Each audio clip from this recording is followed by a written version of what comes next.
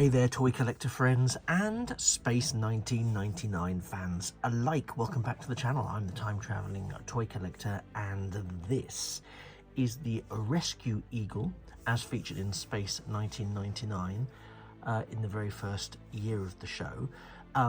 You may remember that Eaglemoss put together a collection of Space 1999 vehicles. It was a short-lived range. There was only 3 that were released, and I have shown them all earlier in my channel prior to the demise of Eaglemoss.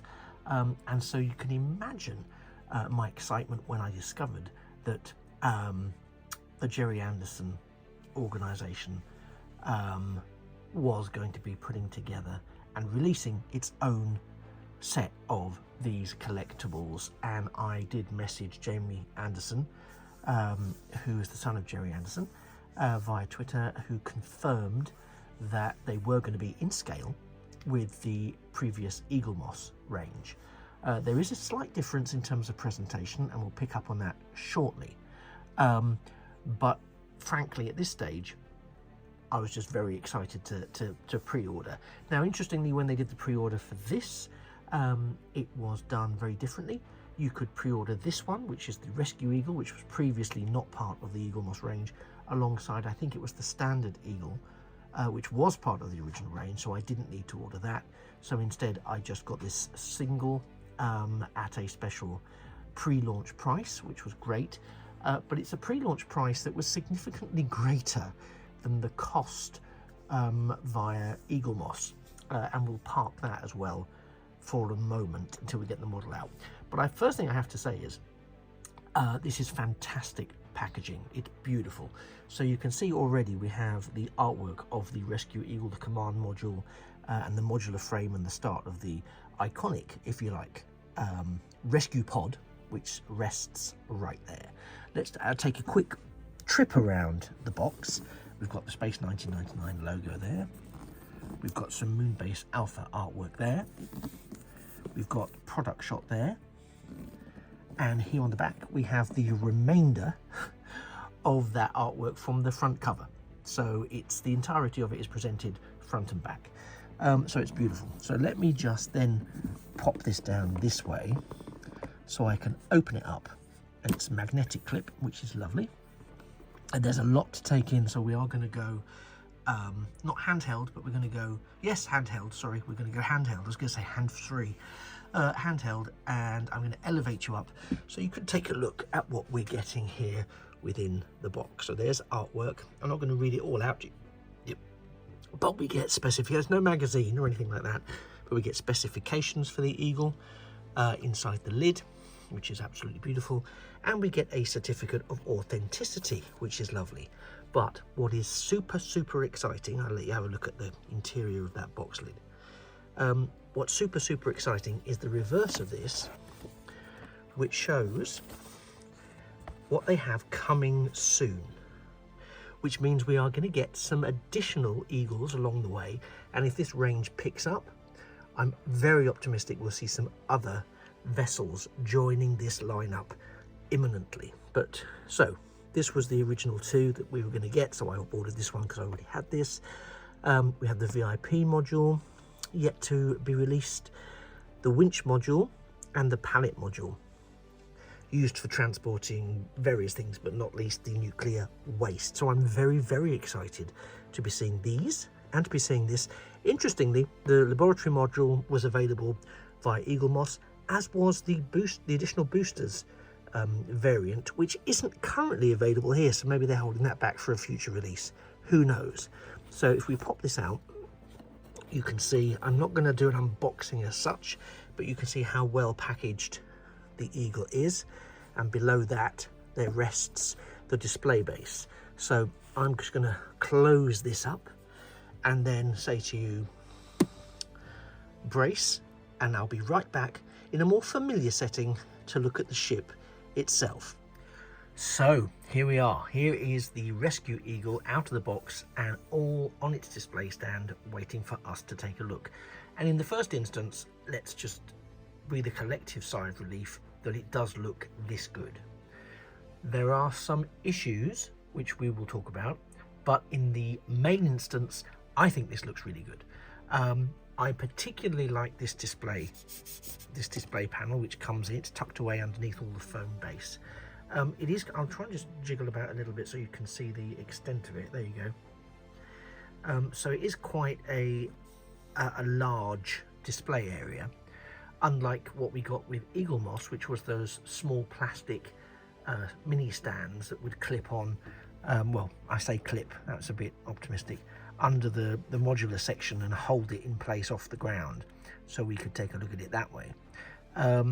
So it has a larger footprint in that respect with that base, and there are pros and cons to that. It's the least of the problems, I would suggest, but I have asked, I don't have an answer yet, excuse me, whether or not there will be the possibility to get additional ones of these, because if you've collected with Eaglemoss, then these weren't an option, and they are now coming as standard with all of those re-released Eagle vehicles. So personally, I would really like to level up the collection so they all have one of these pads that they could then be you know, presented on, so that there is conformity. I think that would be really nice. And I don't think it would cost them an arm and a leg to provide them as standalone options, but we shall see what is coming.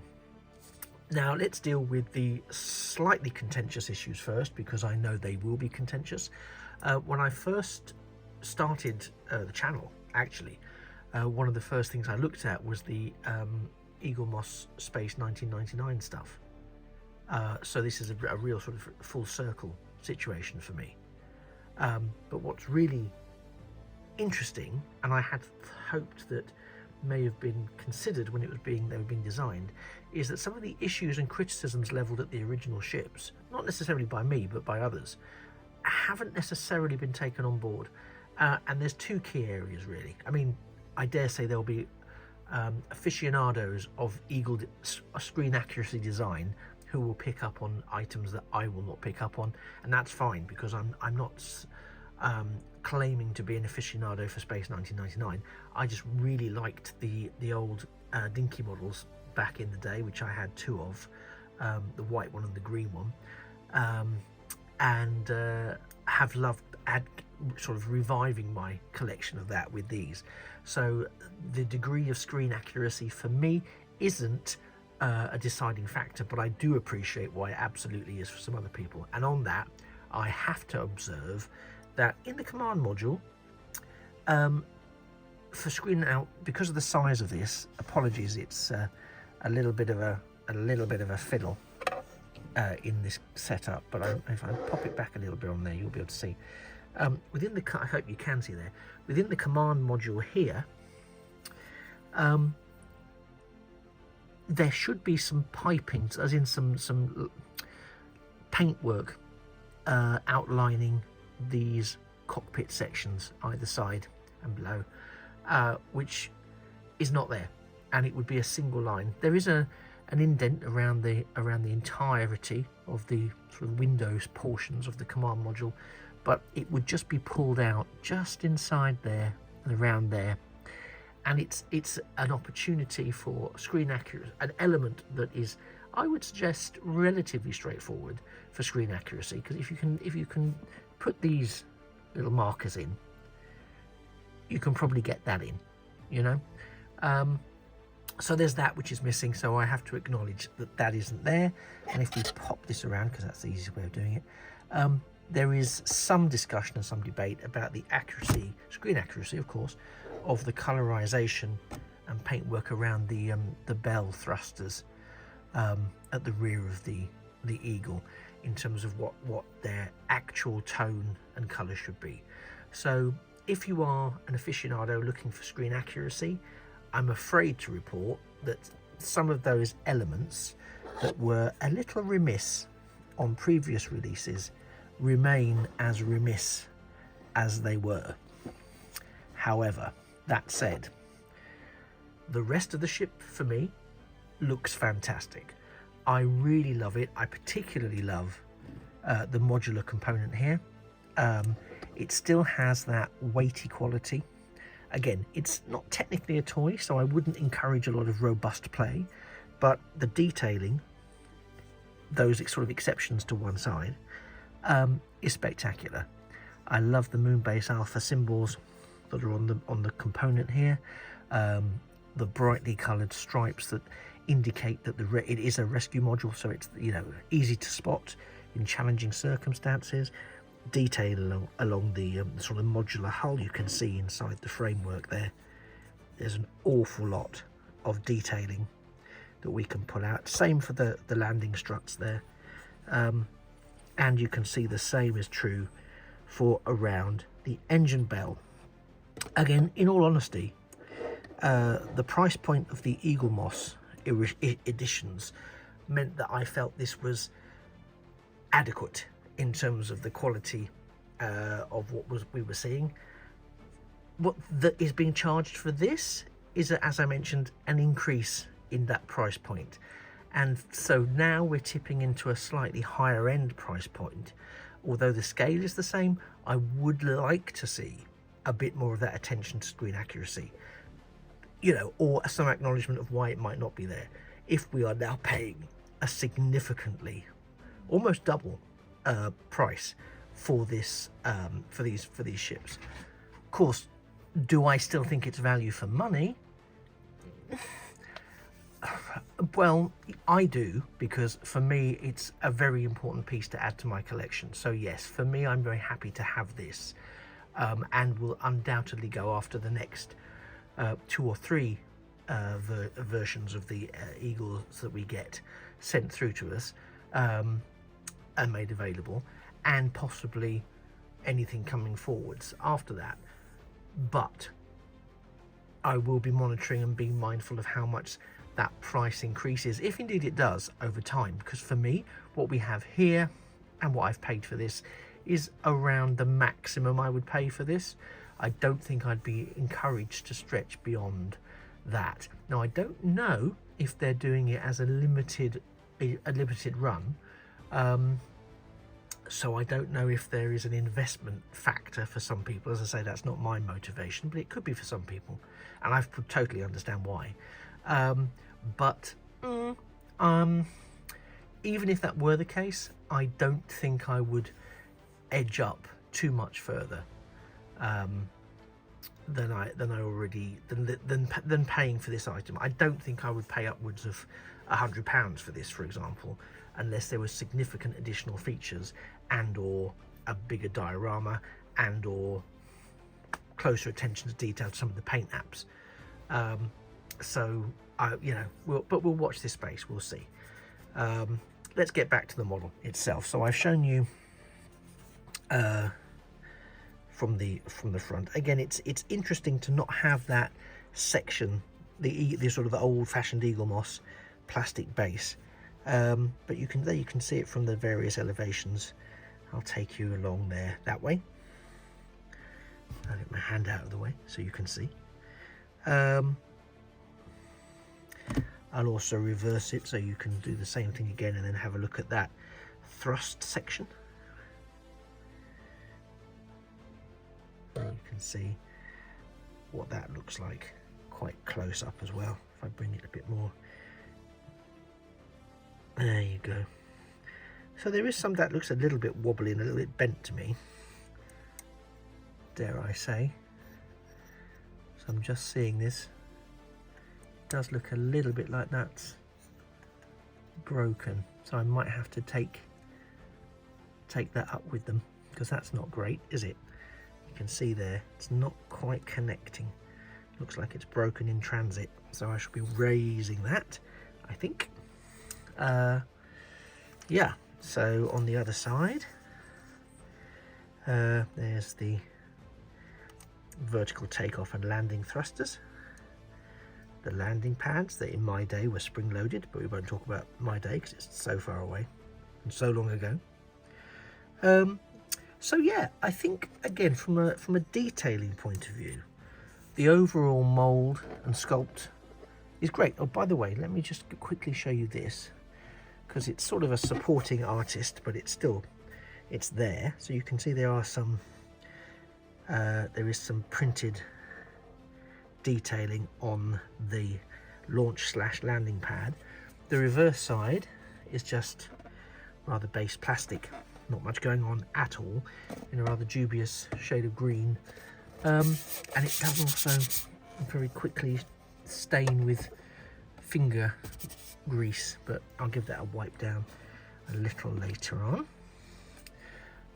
But it does present well on here. I think it does on here look very good.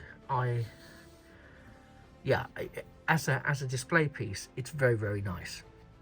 And again, also what I might do, if I can get hold of some of these for the other 3 models that we already have from Eaglemoss, what I might do is do a bit of a mix and match, because you could have this with one of those plastic pieces supporting it, so it looks like it is in the throes of launching or landing, which could, you know, varying a bit of height within the display, make for quite an interesting a presentation piece. But does it do anything else? No. It sits there, it looks good. It does look good, to be fair. Is it 100% screen accurate? No, it's not. I've identified 2 areas where it isn't, and I'm pretty sure other people would be able to do a far better job than I would, and may well do so in the comments. But in terms of the overall look of the piece, notwithstanding the slight break at the back end of mine, which is very disappointing, yeah, I think overall it is value for money. It's funny because, slight sidebar, I always imagine that little metal, for those of you of a certain age or a collector of certain pieces will remember that the old dinky ones had the little metal release clasp there that would release the pod and make it a separate entity. Now again, if they did this, if you could release the pod, make them interchangeable, that would make the price point more attractive, and again, you'd pay us slightly more to have that kind of feature. But as it's a static model, then I think they are pushing the boundaries of what I'd be prepared to pay, and I would imagine certain other people would be prepared to pay as well, without an upgrade to some of the screen accuracy details, for example. Perhaps you've already secured yourself one of these, and if that's the case, let me know what you think. Are you looking forward to the future releases that we've been teased in the box? So a couple of the palette variations, the winch variation and the VIP unit so far. And what would you like to see? Would you like to see the Hawk? Would you like to see the Buggy? Is there any specific other Space 1999 vessels that you would like to see from across the series that don't have to be from Moonbase Alpha? There might be alternative ones entirely. What would you like to see this range encompass moving forwards? Well, thank you very much for spending some time with me. I very much appreciate it. I know you've got many other things of far greater importance to be spending your time on, so I'm very grateful you spend it with me. If this has chimed with you, please do hit that like button, and whilst you're there, why not click and subscribe to the channel. It doesn't cost you anything, it's a small click for you, but it really is a big step for me to get towards my next major followers milestone, and I'll be really happy if you would be so kind as to do that. And of course, if you like, share the video, share the other videos I've got, have a little wander around the playlists. If you're into Star Trek, Star Wars, Transformers, Doctor Who, G.I. Joe, things like that, have a little look around. There might be something that tickles your fancy. So please feel free to stay, have a peruse, or come back when you've got a bit more time. Take care. Thanks for being a fantastic viewer. I've been the Time Travelling Toy Collector. You've been wonderful, and this has been the Space 1999 Rescue Eagle from Space 1999. And it just remains for me to say that a thing of beauty really is a toy forever. Take care, and I'll see you in the future.